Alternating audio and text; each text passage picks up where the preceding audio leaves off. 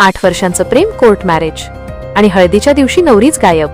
डोंबिवलीतून एक धक्कादायक घटना समोर आली आहे. ओंकार बनसोडे आणि शिवानी किंगरे हे गेल्या 8 वर्षांपासून रिलेशनशिपमध्ये होते. दोघांनी एकत्र आयुष्य जगण्याचं स्वप्न पाहिलं होतं.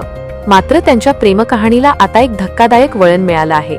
मिळालेल्या माहितीनुसार काही दिवसांपूर्वी शिवानीवर घरातून लग्नासाठी दबाव टाकला जात होता. तिच्यासाठी दुसरीकडून स्थळही पाहिलं जात होतं. त्यामुळे ओंकार आणि शिवानी यांनी मोठा निर्णय घेतला आणि कल्याण न्यायालयात जाऊन कोर्ट मॅरेज केलं. दोघांनी कायदेशीर विवाह नोंदणी केली आणि त्यानंतर शिवानीने आपल्या कुटुंबाला आपण ओंकार सोबत लग्न केल्याचं सांगितलं. मात्र ही गोष्ट समजताच घरात मोठा वाद निर्माण झाला.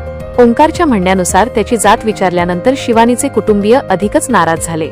ओंकार हा दलित समाजातील असल्याने या लग्नाला विरोध केला जात असल्याचा आरोप करण्यात आला आहे, तर शिवानी ही उच्च जातीतील असल्याचं सांगितलं जात आहे.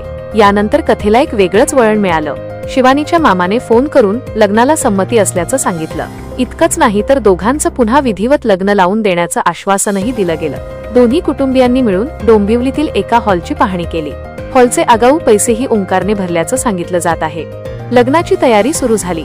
हळदीचा कार्यक्रम ठरला आणि सगळं काही सुरळीत सुरू असल्याचं दिसत होतं. मात्र हळदीच्या दिवशीच अचानक शिवानी गायब झाली.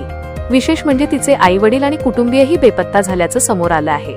सर्वांचे मोबाईल फोन बंद येत असल्याने ओंकारने अनेक ठिकाणी शोध घेतला. मात्र कोणताही संपर्क न झाल्याने अखेर त्याने मानपाडा पोलीस ठाण्यात तक्रार दाखल केली. सध्या पोलीस शिवानी आणि तिच्या कुटुंबियांचा शोध घेत आहेत. या प्रकरणामागे नेमकं काय कारण आहे? प्रेमविवाहाला विरोध होता का, की यामागे आणखी काही धक्कादायक सत्य दडलं आहे?